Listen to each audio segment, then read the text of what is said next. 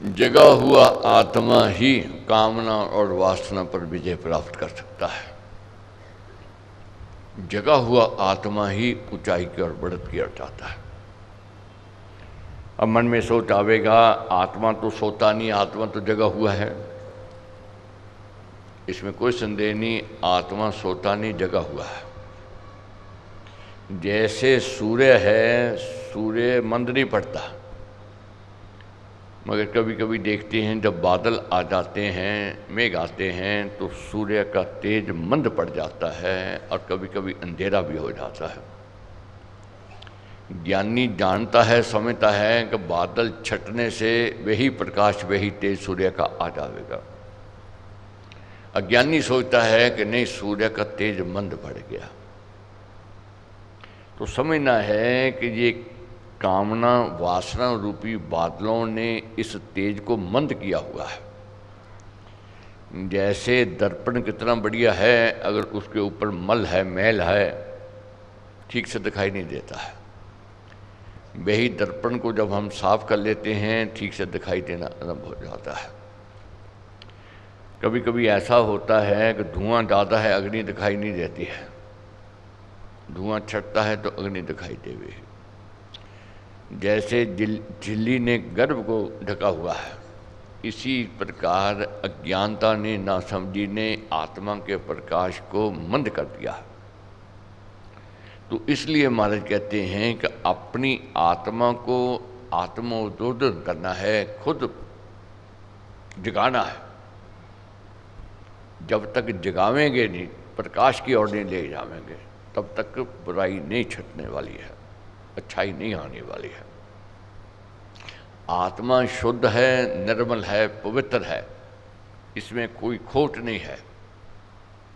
कभी भी देखोगे जब आत्मबोध होता है, जब कभी एकांत में ध्यान में बैठते हैं, मन क्या करता है, मैं अच्छा बनूं, अच्छा करूं। कभी पाप करने का मन नहीं करेगा, कभी अपराध करने का मन नहीं करेगा, और कभी किसी कारण हम पाप करने भी लग जाएं, अंदर से आत्मा धिक्कारने लग जाती है, अरे तू क्या करने जा रहा है, क्यों कर रहा है। आत्मा धिक्कारती है। मगर कामना और वासना का भूत जो होता है, व्यक्ति की बुद्धि को हर के ले जाता है। बहुत बार देखा है, बड़े विवेकी आदमी भी गलती कर जाता है, समझदार आदमी गलती कर जाता है और बाद में पछतावा होता है। फिर क्या सोचते हैं, ओहो हो क्या कारण हुआ, ये कामना वासना का भूत सवार हो गया था, जो मेरी मति गोता खा गए, मेरे से गलत काम करवा गए। जगा हुआ आत्मा का संपर्क अगर बुद्धि से रहता है, बुद्धि ठीक रहती है, सद्बुद्धि रहती है। जब उसका संपर्क टूट जाता है आत्मा से, वही कुबुद्धि हो जाती है, बुद्धि बिगड़ जाती है।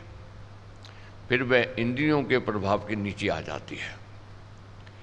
इंद्रियां क्या है, आकर्षित करती हैं, आकर्षित हो जाती हैं सुंदरता को देख करके। ये कान, आंखें देखती हैं सुंदरता को, आकर्षित हो जाते, कान सुनने लग जाते हैं, आकर्षित हो जाते हैं, रस लेने लग जाती है, आकर्षित हो जाती है। तो इंद्रियों से जब मन मिल जाता है, जुड़ जाता है, और उसका जब संपर्क बुद्धि से और आत्मा से टूट जाता है, फिर बुद्धि मन के अधीन होकर के व्यक्ति से गलत काम करवाने लग जाती है। जगा हुआ आत्मा हो तो बुद्धि के साथ उसका संपर्क जुड़ा रहता है, और बुद्धि फिर व्यक्ति को गलत काम नहीं करने देती है। अब कैसे महाराज ने समझाया है, पहली बात कहते हैं, कर निश्चय हरि नाम में अंतःकरण के साथ, भक्ति धर्म ही समझ ले सबसे उत्तम पाठ।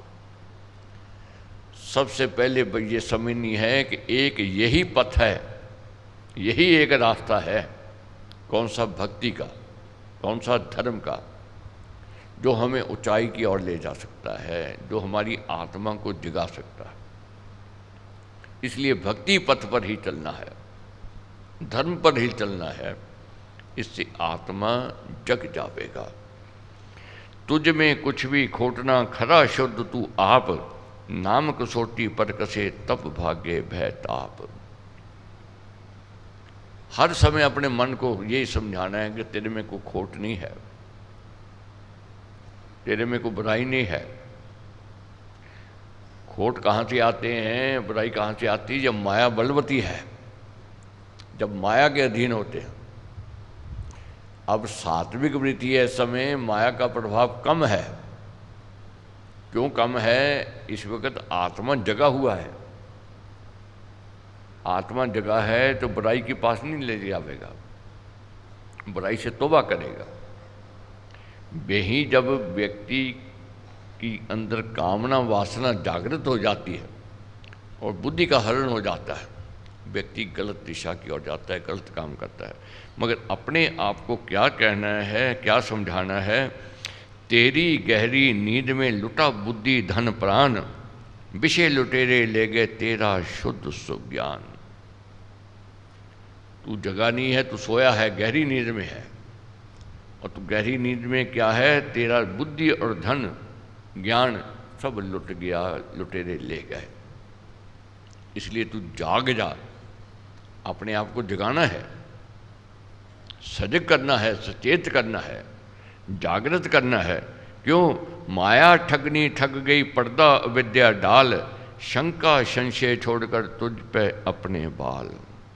माया ठगनी है और ठगेगी, उसका स्वभाव है। अब जैसे अग्नि है, उसका स्वभाव तो जलाना है, वह अपना स्वभाव अपना धर्म कैसे छोड़ देवे? मगर अग्नि के बिना हम रह सकते हैं क्या? नहीं रह सकते। अग्नि का सदुपयोग करते हैं तो उसका लाभ उठा लेते हैं। जैसे बच्चा है, बाल है, ना समझ वाला है, अग्नि में हाथ डालेगा तो क्या है, अगली उसको जला देगी।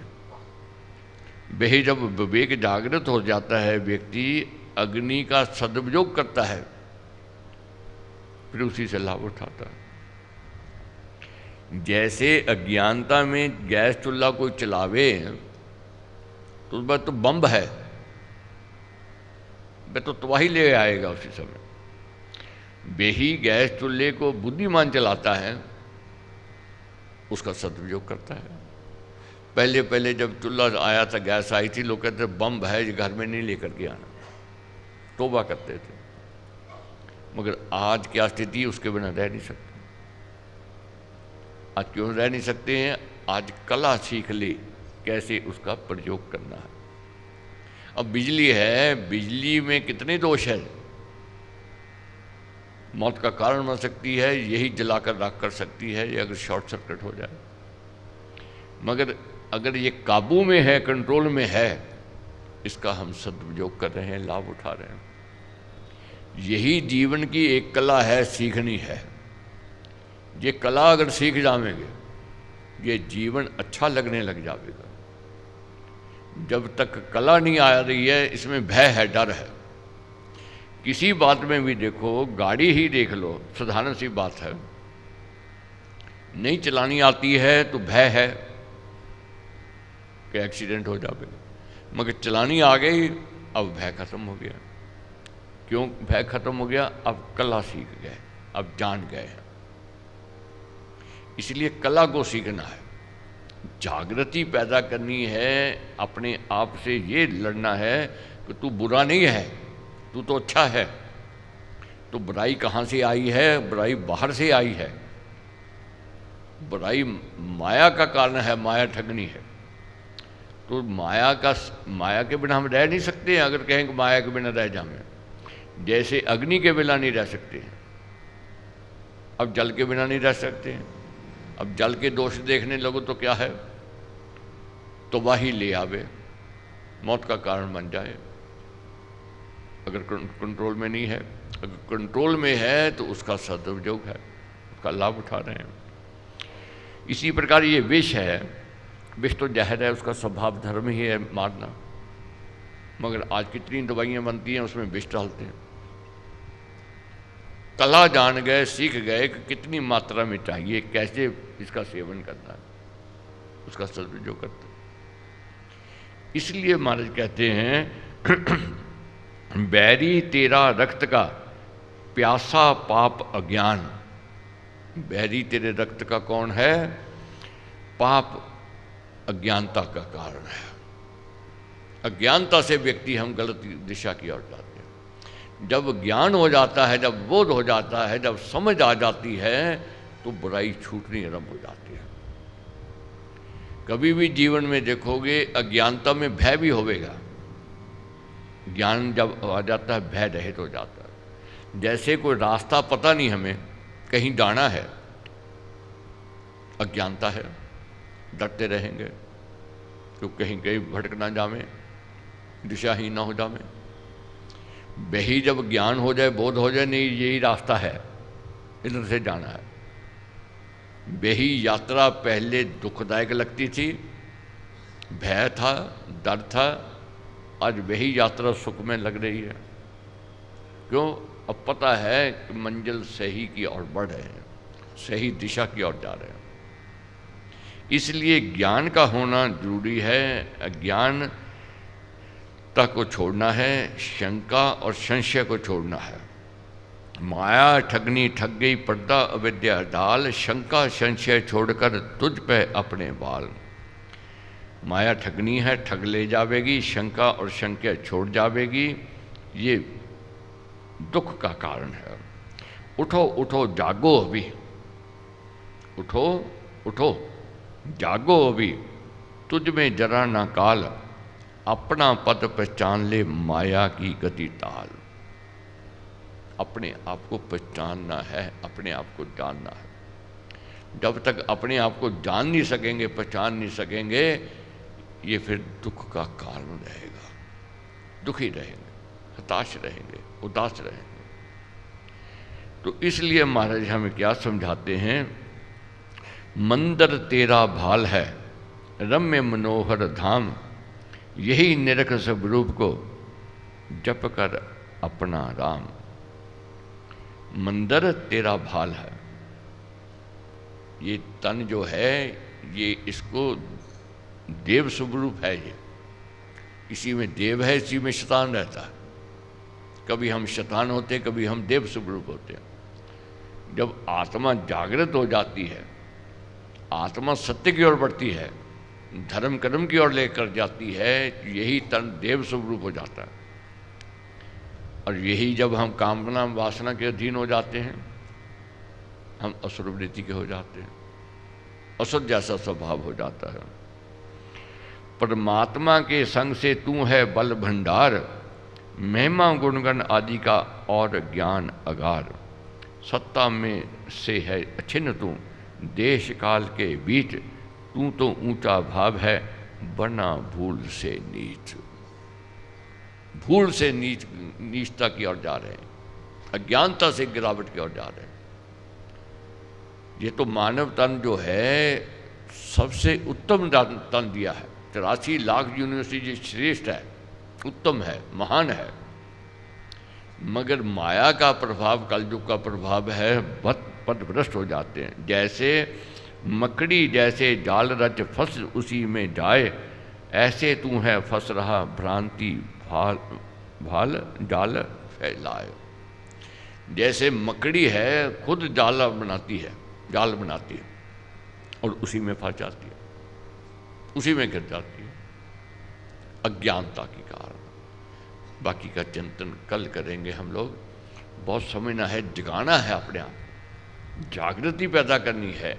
हमारे में खोट नहीं है, हमारे में कोई दोष नहीं है, मगर हमारे में खोट दोष बुराई कहाँ से आई है? ये बाहर से आई है। इसको बाहर निकालना है। जब तक आत्मा जगेगा नहीं, जब बुराई जाने वाली नहीं है। आत्मा जग जावेगा, बुराई अपने आप अंदर से भीतर से निकल जावेगी। धन्यवाद।